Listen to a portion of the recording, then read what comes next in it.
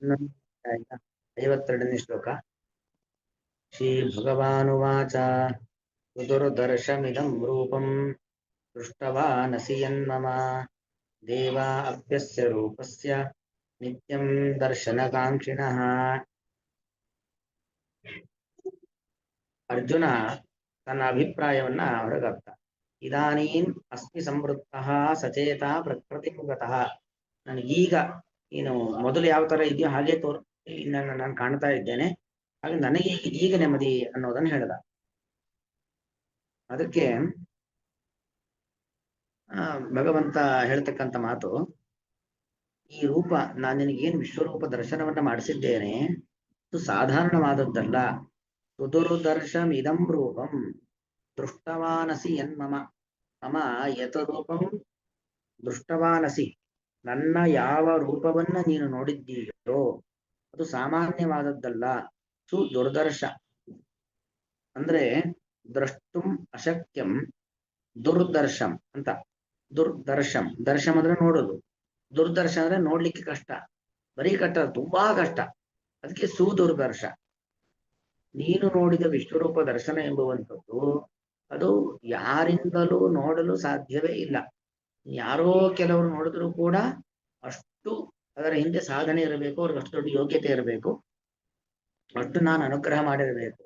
ಅಂಥವ್ರು ಮಾತ್ರ ನೋಡಬಹುದಾಗಿರತಕ್ಕಂಥ ರೂಪ ಈ ನನ್ನ ರೂಪ ಸುದುರ್ದರ್ಶಂ. ಅದಕ್ಕೆ ಹಾಗಾಗಿ ಬರೀ ದುರ್ದರ್ಶ ಅಂತ ಹೇಳ್ದೇನೆ ಸುದುರ್ದರ್ಶ, ಅತ್ಯಂತ ವಿರಳವಾಗಿರತಕ್ಕಂಥ ದರ್ಶನ ಈ ದರ್ಶನ. ಯತ್ ಮಮ ರೂಪಂ ದೃಷ್ಟವಾನಸಿ, ಯಾವ ನನ್ನ ರೂಪವನ್ನು ನೀನು ನೋಡಿದ್ದೀಯೋ ಅದು. ಯಾಕಂದ್ರೆ ಅದಕ್ಕೆ ದೇವರ ಅನುಗ್ರಹವನ್ನ ಮಾಡಿ ದಿವ್ಯವಾದ ಚಕ್ಷುಸ್ಸನ್ನು ಕೊಟ್ಟು ದಿವ್ಯವಾದ ಕಣ್ಣನ್ನು ಕೊಟ್ಟು ತೋರಿಸ್ಬೇಕು. ಹಾಗಾಗಿ ಅದು ಅತ್ಯಂತ ಭಯಾನಕವಾದದ್ದು, ಅತ್ಯಂತ ವಿರಳವಾದದ್ದು, ಎಲ್ಲರೂ ನೋಡಬಹುದಾದಂಥ ರೂಪವಲ್ಲ ಅದು ಅಂತ. ಎಷ್ಟರ ಮಟ್ಟಿಗೆ ಅದು ಮಹತ್ವವನ್ನ ಪಡೆದಿದೆ ಅಂದ್ರೆ, ದೇವಾಪ್ಯಸ್ಯ ರೂಪಸ್ಯ ನಿತ್ಯಂ ದರ್ಶನಕಾಂಕ್ಷಿಣಃ. ದೇವತೆಗಳು ಅಂದ್ರೆ ಯಾವತ್ತೂ ಭಗವಂತನ ಅನುಗ್ರಹಕ್ಕೆ ಪಾತ್ರರಾದವರು. ದೇವತೆಗಳ ಸಂಕಷ್ಟಕ್ಕೆ ಭಗವಂತ ಓಡಿ ಬರ್ತಾನೆ.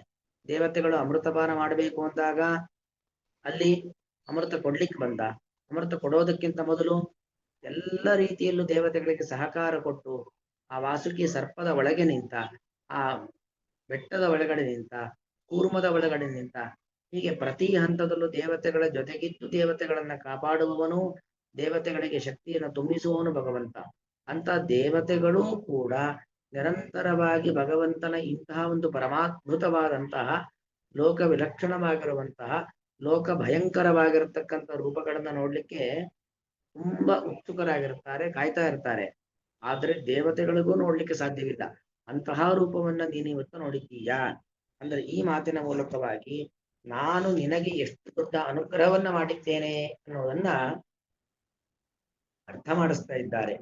ಸುದುರ್ದರ್ಶಂ ಇದಂ ರೂಪಂ ದೃಷ್ಟವಾನಸಿ ಯನ್ಮಮ ಯತ್ ಮಮ ರೂಪಂ ಭವಾನ್ ದೃಷ್ಟವಾನಸಿ. ಯಾವ ಮಮ ರೂಪಂ ನನ್ನ ರೂಪವನ್ನು ಭವಾನ್ ಅಂತ ಸೇರಿಸ್ಕೊಳ್ಬೇಕು, ಭವಾನ್ ನೀನು ದೃಷ್ಟವಾನ್ ಅಸಿ ನೋಡಿದ್ದೀಯೋ, ಇದಂ ರೂಪಂ ಈ ರೂಪವು ಸುದುರ್ದರ್ಶಂ ಅತ್ಯಂತ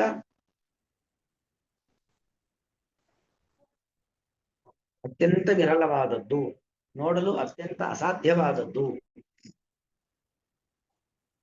ದೇವಾಹ ಅಪಿ ದೇವತೆಗಳು ಕೂಡ ಅಸ್ಯ ರೂಪಸ್ಯ ಈ ನನ್ನ ರೂಪದ ನೋಡುವಿಕೆಯಲ್ಲಿ ನಿತ್ಯಂ ದರ್ಶನಕಾಂಕ್ಷಿಣಃ ನಿತ್ಯಂ ಯಾವಾಗಲೂ ದರ್ಶನಕಾಂಕ್ಷಿಣಃ ನೋಡಲು ಇಚ್ಛೆ ಉಳ್ಳುವವರು. ಅಂದರೆ ದೇವತೆಗಳಿಂದಲೂ ನೋಡಲು ಅತ್ಯಂತ ಅಸಾಧ್ಯವಾದದ್ದು, ಅತ್ಯಂತ ಪರಮ ದುರ್ಲಭವಾಗಿರತಕ್ಕಂಥದ್ದು ಈ ನನ್ನ ವಿಶ್ವರೂಪ ದರ್ಶನ. ಅದನ್ನ ನಾನಿಂದು ನಿನಗೆ ತೋರಿಸಿದವನಾಗಿದ್ದೇನೆ ಅಂತ ಭಗವಂತ ಹೇಳ್ತಾ ಇದ್ದಾನೆ.